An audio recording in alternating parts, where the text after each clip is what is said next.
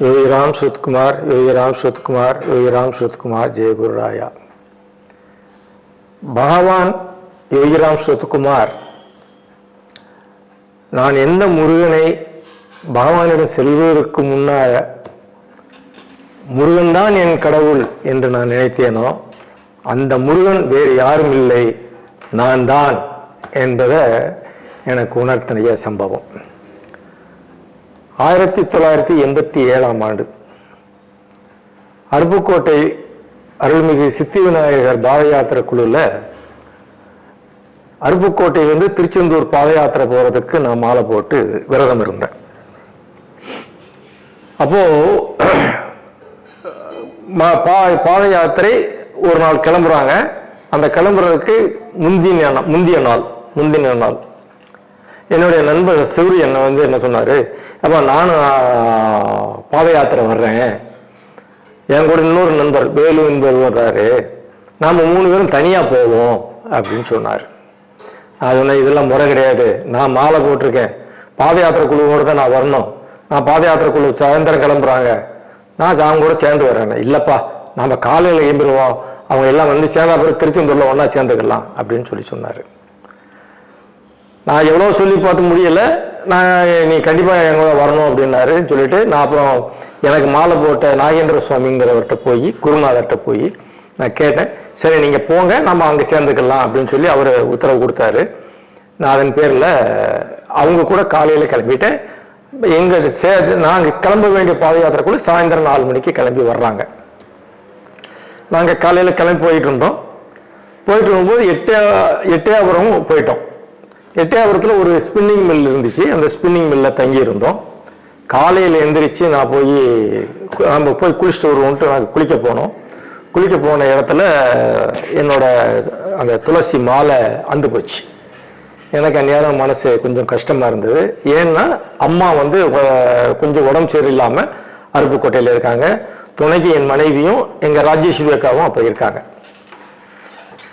என்னடா இந்த மாதிரி ஆயிருக்கு அப்படின்னு நினச்சிக்கிட்டு இருக்கும்போது நாங்கள் குளிச்சுட்டு அங்கேருந்து அப்படியே ஸ்பின்னிங் மில்லுக்கு வந்துக்கிட்டு ஒரு மோட்ரு பம்பில் போய் குளிச்சுட்டு அப்படி வந்துக்கிட்டு இருக்கும்போது நான் சொன்னேனே ஒரு சகோதரன் மோகன சுந்தரம் என்ற சக்தி, அவர் எழுத்து வந்தார். இவன் இங்கே வர்றானே அப்படின்னு பார்த்தோம்னா ஒன்று சொன்னால், எங்கள் அம்மா பேர் சீதையம்மா, எல்லா பேர பிள்ளைகள்லாம் சீதையம்மான்னு தான் கூப்பிட்டாங்க. சீதையம்மாவுக்கு உடம்பு சரியில்லை, நீங்கள் உடனடியாக நீங்கள் அருப்புக்கோட்டைக்கு வரணும் அப்படின்னு சொன்னார். எனக்கு ஒரே ஷாக், எனக்கு அழுக. மாலை வந்திருக்கு, அம்மாவுக்கு உடம்பு சரியில்லை, இவன் நிற்கிறான் அப்படின்னு சொல்லிட்டு பார்க்கும்போது அப்புறம் என் நண்பர்கள்ட்ட 2 பேர்த்திட்டையும் சரி நான் ஊருக்கு திரும்புகிறேன், நீங்கள் போயிட்டு வாங்கன்னு சொல்லி அவங்கள நீங்கள் நடந்து போங்க, நீங்கள் 2 பேரும் நடந்து போங்கன்னு சொல்லிட்டு நான் அருப்புக்கோட்டை திரும்பிட்டேன். திரும்பி வந்தால் எனக்கு ஒரே அழுக. எங்கள் அம்மா என்ன சொல்லிட்டாங்கன்னா, எனக்கு ஒன்றும் ஆகாது, நீ மறுபடியும் எந்த இடத்துல விட்டியோ அந்த இடத்துலேருந்து இந்த திரும்பி பாத யாத்திரை போயிட்டு நீ வர்ற வரைக்கும் எனக்கு ஒன்றும் ஆகாது, நீ போயிட்டு வா அப்படின்னு சொல்லிட்டாங்க. உடனே மாரியம்மன் கோயிலில் இருந்த அப்போ சீனிவாச பட்டார்னு ஒருத்தர் இருந்தார். அவர் மறுபடியும் வீட்டுக்கு அழித்து எங்கள் வீட்டில் வச்சு சூடங்காட்டி மாலையை போட்டு திருப்பி மாலையை போட்டு மறுபடியும் பஸ்ஸில் ஏறி நான் எட்டயபுரம் போகிறேன். எட்டயபுரத்தில் நான் இறங்குற இடத்துல நான் எந்த பாத யாத்திரை குழுவோடு சேர்ந்து போக வேண்டுமோ அந்த பாத யாத்திரைக்குள்ள அந்த இடத்துல கரெக்டாக நிற்கிறாங்க. நாகேந்திர சாமி அவர் அந்த குரு என்னை அப்படியே கூப்பிட்டுட்டு, வாங்க சாமி நம்ம எல்லாம் சேர்ந்தே போவோம், பார்த்தீங்களா எங்கள் கூட தான் நீங்கள் வரணுன்னு இருந்திருக்கு, அது எப்படி முருகன் உங்களை விடுவார் அப்படின்னு சொல்லி எங்களை கூட்டிகிட்டு போனார். அந்த 2 பேரும் அதுக்கு பின்னால் தெரிஞ்சது, நாங்கள் முத்தையாபுரங்கிற இடத்துக்கு போகும்போது அவங்க 2 பேரும் பஸ்ஸில் திரும்பி வந்துட்டாங்க. அவங்க ஏதோ போகிற வழியிலேயே அவங்களுக்கு நடக்க முடியாமல் பஸ்ஸில் ஏறி போய் சாமியை கும்பிட்டு வந்துட்டாங்க. நாங்கள் போய் தூத்துக்குடிக்கு போயிட்டு தூத்துக்குடியிலேருந்து சாயந்தரம் பஜனை பாடி போய்கிட்டு இருக்கும்போது தூத்துக்குடியோட அவுட்டர் இப்போ காமராஜ் காலேஜுக்கு பக்கத்தில் இருக்கக்கூடிய ஒரு பிள்ளையார் கோயிலில் சூடம் ஏற்றி விட்டு அங்கேருந்து சவிட்ட ஆரம்பிப்பாங்க. அப்போ அங்கேருந்து புறப்படுறதுக்கு முன்னால் சூடம் காட்டிக்கிட்டு இருக்காங்க. என் காலில் பெரிய ஒரு பொக்கணம் வந்துருச்சு. அப்போ நான் பகவான்கிட்ட நான் கேட்டுக்கிட்டு இருக்கேன், பகவான் என் காலில் பொக்கம் வந்திருக்கு, எனக்கு இன்னும் நடக்க வேண்டியது தூரம் இருக்குது, 45 கிலோமீட்டர் இருக்குது, நீங்கள் தான் எனக்கு துணை இருக்கணும் சாமி அப்படின்னு நான் நினச்சி சாமி கும்பிட்டுக்கிட்டு இருக்கேன். என் பக்கத்தில் ஒரு ப்ரொஃபஸர், என் கூட வேலை பார்க்கக்கூடிய ப்ரொஃபஸர், அவரும் பாத யாத்திரை வர்றவர், அவர் சொன்னார், இங்கே பாருங்க அவங்க சாமி இங்கே வர்றாரு பாருங்க அப்படின்னாரே பார்க்கலாம். அப்படி திரும்பி பார்த்தா யோகிராம் சிவகுமார்னு போர்டு போட்ட ஒரு லாரி உப்பு லோடோடு வருது. ஆஹா, பகவான் நம்ம கூட இருக்கார் அப்படிங்கிற எண்ணத்தில் நான் நடந்து போயிட்டோம். நான் இங்கிருந்து நாங்கள் கிளம்புறதுக்கு முன்னாடி நாங்கள் யாரெல்லாம் எந்தெந்த நேரத்தில் எங்கெங்கே போவோங்கிறத சாமிக்கு விவரமாக லெட்டர் எழுதியும் போட்டிருந்தேன். லெட்டர் எழுதி போட்டுட்டு தான் நான் கிளம்பினேன். அப்போ அதில் வந்து நான் என்ன சொல்லியிருந்தேன்னா, நாங்கள் திருச்செந்தூர் சன்னிதானத்திற்கு நாங்கள் போகும் நேரம் 6:40. அந்த 6:40க்கு நாங்கள் உள்ளே போகும்போது எனக்கு அங்கே உங்களுடைய தரிசனம் வேண்டும் அப்படின்னு சொல்லி நான் வந்து பகவானுக்கு எழுதியிருந்தேன். நாங்கள் போனோம். எங்களோட நேரங்கள் கொஞ்சம் நல்லா இருந்ததுனால சீக்கிரமாகவே போயிட்டோம். 6:30 மணி 6:20க்கெல்லாம் போயிட்டோம். நான் உள்ளே நுழையும் போது என்னடா நம்ம 6:40க்கு தானே நம்ம உள்ளே வருவோம், நீங்கள் தரிசனம் தரணும்னு சொல்லியிருக்கேன், நம்ம 6:20க்குள்ள உள்ளே போகிறோமே அப்படின்னு நினச்சிக்கிட்டே நாங்கள் போகிறோம். அப்போது அந்த சன்னிதானத்தில் முருகன் கோயிலுக்கு, திருச்செந்தூர் முருகன் கோயிலுக்கு போனீங்கன்னா 2 கேட் இருக்கும். ஒன்று வந்து உள்ளே நுழையிறதுக்கு, இன்னொன்று வந்து முருகனுக்கு நேராக இருக்கிற கேட் வழியாக வெளியே போகிற மாதிரி இருக்கும். இப்போ நம்ம இந்த சைடு கேட் வழியாக தான் உள்ளே போவோம். அப்போ நாங்கள் உள்ளே போகும்போது அங்கே இருந்த பணியால் என்ன செஞ்சாருன்னா, ஒரு சங்கிலியை தூக்கி போட்டு அருப்புக்கோட்டை டிவோட்டிஸ் எல்லாம் நீங்கள் நெல்லுங்கன்றார். அருப்புக்கோட்டை பக்தர்மாரெல்லாம் இங்கே நெல்லுங்க, உள்ள வந்து வேற அலங்காரமும் பூஜையும் நடக்குது, அதனால அது முடிஞ்ச அப்புறம் நீங்கள் உள்ளே போகலாம் அப்படின்ட்டாங்க. ஆக எங்களால் உள்ளே போக முடியல. எனக்கு 6:20 அந்நியாரம், நம்ம 6:40 சரி 6:40 இருக்கு பார்ப்போம் அப்படின்னு சொல்லிட்டு நான் நின்றுட்டேன். நாங்கள் 6:40க்கு உள்ள போகிறோம். அப்போ எல்லாரும் உள்ள போனாங்கன்னா வெளியே போறதுக்கு தனி கேட்டு, உள்ள நுழையிறதுக்கு உள்ள தனி கேட்டு. நாங்கள் உள்ள நுழையிறோம்.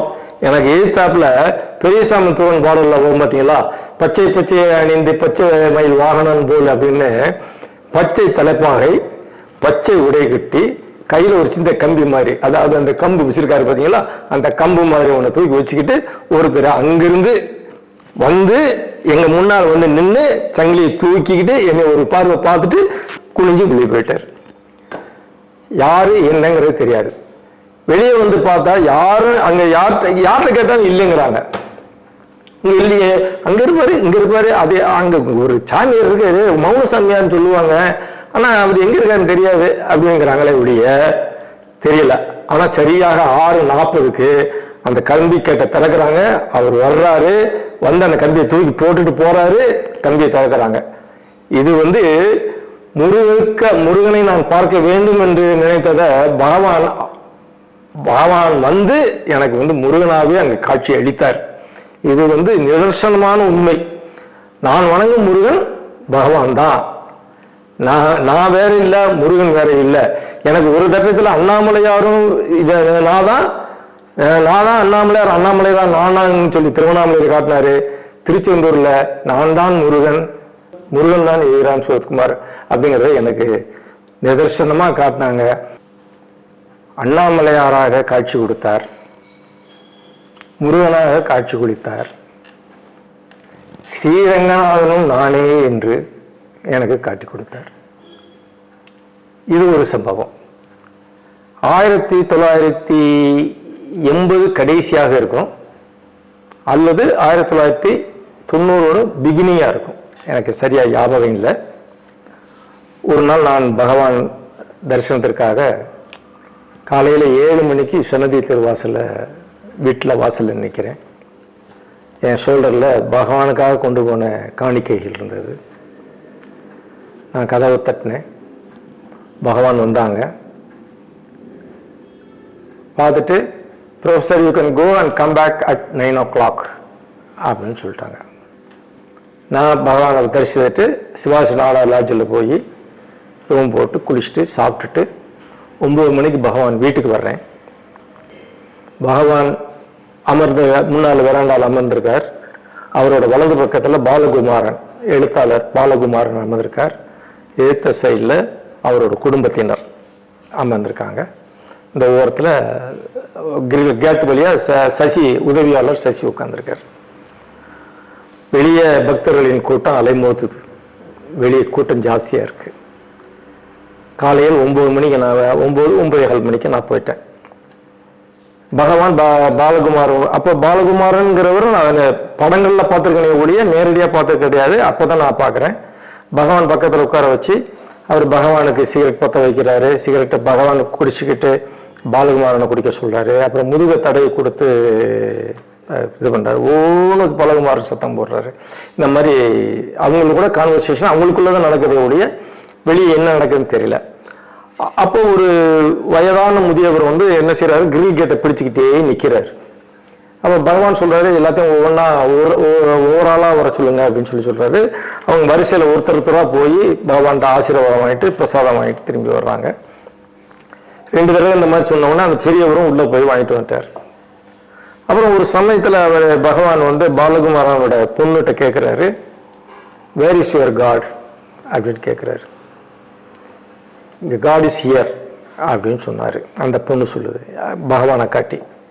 உடனே பகவான் சொல்றாரு, no, father is everywhere, he is here, he is there, he is everywhere, he is alone, he alone exist, nobody else, nothing else, he is ever pervasive அப்படின்னு சொல்லிட்டு என்னைய ஒரு பார்வை பார்த்தாங்க. நான் கேட்டிருந்தேன், சரி நாம் எனக்கு உள்ளே போய் உட்காரணும்னு ஒரு ஆசை. ஆனால் நம்ம இந்த கீழே போனோம்னா உடனே திரும்பி வரணுமே எப்படி அப்படின்னு சொல்லிட்டு நான் அதனால் அதை நிற்கல சேராமல் தனியாகவே நின்றுக்கிட்டே இருக்கேன்.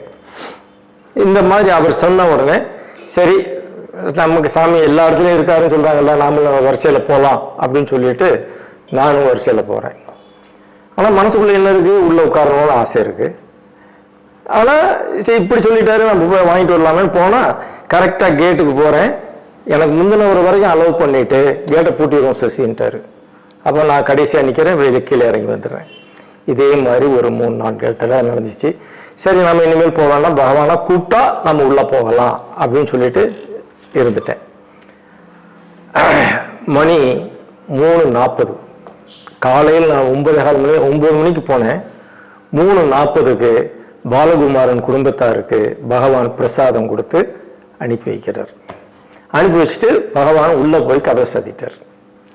பாலகுமாரன் வெளியே வந்து என்கிட்ட கேட்குறாரு, நீங்கள் யார், எங்கேருந்து வந்திருக்கீங்க, ஏன் இவ்வளோ நேரமாக இங்கேயே நிற்கிறீங்களே, ஒரு இடத்துக்கும் போகாமல் இங்கேயே நிற்கிறீங்களேன்னு.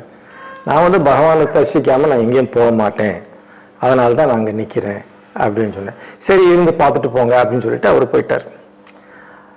இந்த நேரத்தில் ஒரு பெண்மணி வந்தாங்க. அந்த பெண்மணி யாருங்கிறதெல்லாம் எனக்கு அந்த டயத்தில் தெரியாது. அவங்க வந்து என்கிட்ட என்ன சொன்னாங்கன்னா, கதவு தட்டுங்க பகவான் வருவாங்க அப்படின்னு சொன்னாங்க. நான் சொன்னேன், பகவான் இப்போ 3:40 தான் உள்ளே போயிருக்காங்க, நான் கதவை தட்ட மாட்டேன், நீங்கள் வேணா தட்டிக்கோங்கன்னு சொல்லிட்டேன். அவங்களும் தட்டி பார்த்தாங்க, சாமி வரல. நான் என்ன செஞ்சேன்னா உடனே பக்கத்தில்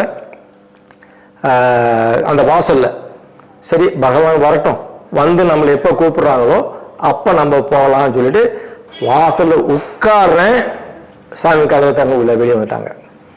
வெளியே வந்து அவங்க உட்கார்ற இடத்துல பகவான் எப்பயுமே உட்கார்ற இடத்துல உட்கார்ந்துக்கிட்டு சசியை கூப்பிட்டு கனகவேல் ராஜனை கூப்பிடுவோம்னு சொன்னாங்க. சசி கதவு திறந்தாரு. இந்த பெண்மணி உள்ளே போய் பகவான்கிட்ட ஆசீர்வாதம் வாங்கி பகவான்கிட்ட பேசிக்கிட்டு இருந்தாங்க.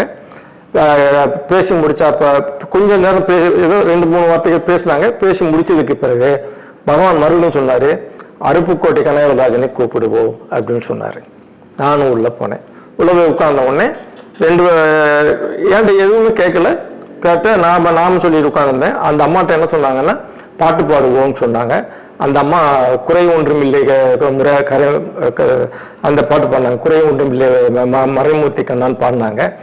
அப்போது நானா என் மனசில் படிச்சு, உனக்கு ஒன்றும் குறையில்லப்பாங்கிறத பாட்டு பாடி பகவான் சொல்லிட்டாங்க, நாம் இனிமேல் என்னத்தை கேட்க போகிறோன்னு சொல்லிட்டு நான் அப்படி ஒன்றுமே பேசலை. நான் அமர்ந்திருந்தேன். அந்த அம்மா ஒரு 2-3 பாட்டு பாடினாங்க. பாடி முடிச்சதுக்கு பிறகு அந்த அம்மாவை அனுப்பிட்டாங்க. அதுக்கப்புறம் பகவான்கிட்ட கூட்டமும் இல்லை. அந்நேரம் நான் மட்டும்தான் உட்காந்துருக்கேன்.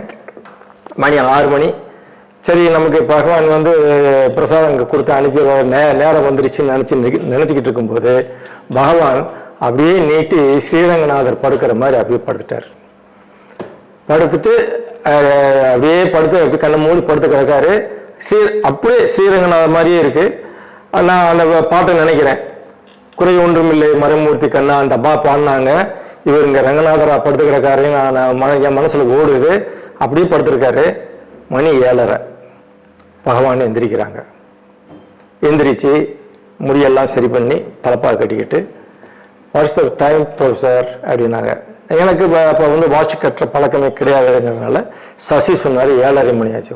ஓ 7:30 professor that is time now you can go home அப்படின்னு சொல்லி எனக்கு பிரசாதம் கொடுத்து அனுப்புனாங்க. அப்போது அந்த பகவான் அங்கே படுத்திருந்தது. அந்த அம்மா அதுக்கு முன்னாடி இவர் தான் ரங்கநாதருங்கிறத சொல்லாமல் சொன்ன பாடல் எல்லாம் சேர்ந்து எனக்கு அவர் படுத்திருந்தது ரங்கநாதராகவே எனக்கு காட்சி அளித்த காட்சி என் கண்ணுக்குள்ளே இன்னைக்கும் இருக்குது. யோகிராம் சோத்குமார், யோகிராம் சோத்குமார், யோகிராம் சோத்குமார், ஜெய குருராயா.